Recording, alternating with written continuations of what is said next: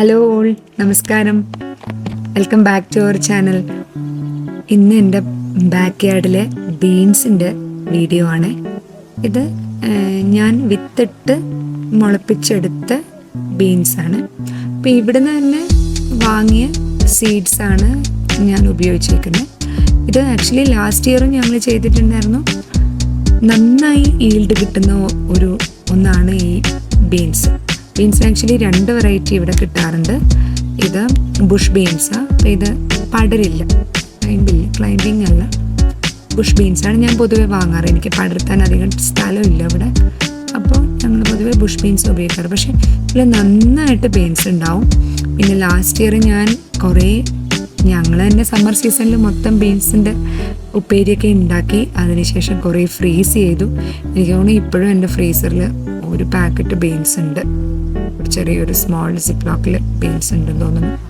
But ഇതൊരു നന്നായി കിട്ടുന്നതാണ്. ഇന്ന് എനിക്ക് നാളത്തേക്ക് ആവശ്യത്തിന് വേണ്ട ബീൻസ് മാത്രമേ കട്ട് ചെയ്യുന്നുള്ളൂ.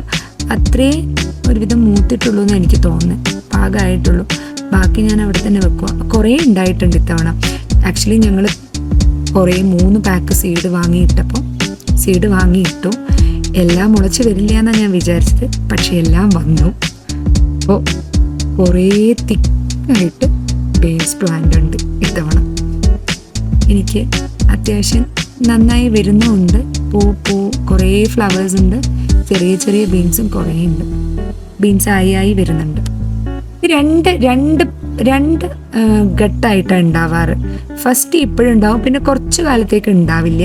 പിന്നെ വീണ്ടും അത് ഫ്ലവർ ചെയ്ത് ഒരു വിത്തിൻ 3-4 വീക്സ് വീണ്ടും നന്നായി ഉണ്ടാവും. പൊതുവെ അങ്ങനെയാണ് കാണാറ്.